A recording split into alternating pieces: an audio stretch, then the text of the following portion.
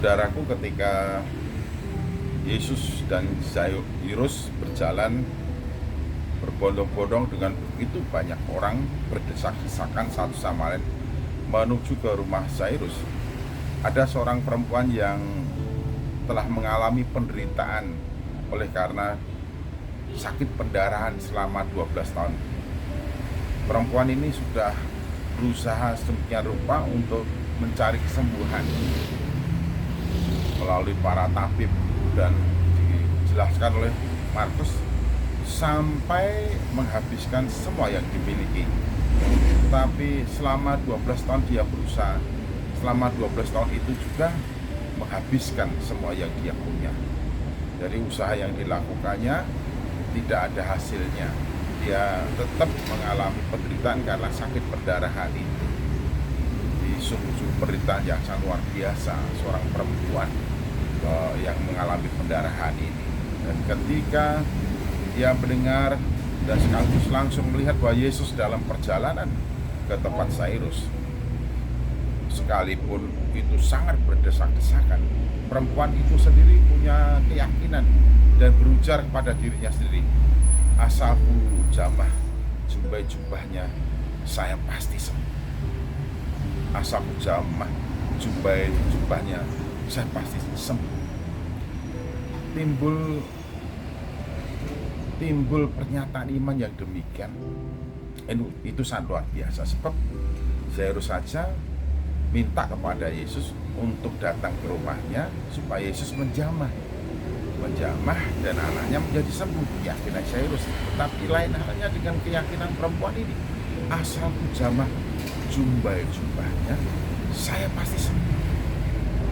Perempuan ini berani mengambil risiko. Di antara desak-desakan itu dia menerobos dan berusaha sedemikian rupa bagaimana supaya semakin dekat dan mendekati Yesus. Di antara orang-orang yang berdesak-desakan itu, usaha yang keras itu menemui hasilnya sehingga ia bisa mendekat pada Yesus.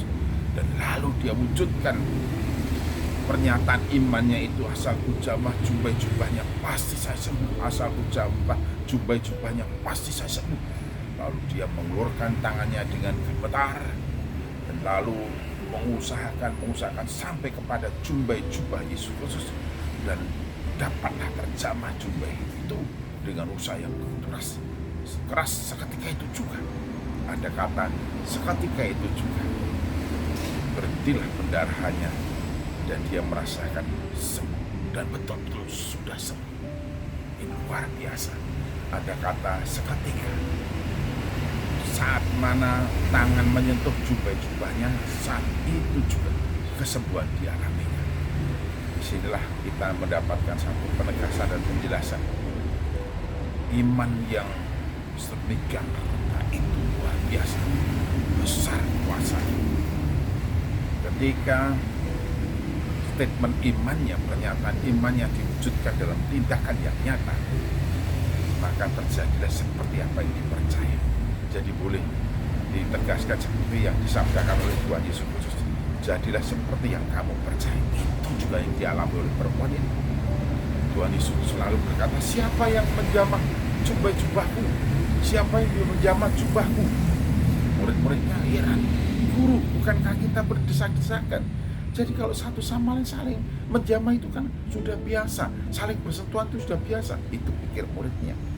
Tapi perempuan itu dengan gemetar langsung tersungkur, hamba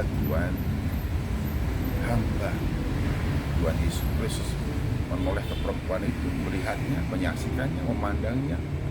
Lalu dia katakan, anakku, imanmu telah menyelamatkan. Imanmu telah menyelamatkan. Pergi dengan selamat. Ya, perempuan ini semula mungkin berpikir akan diapakan.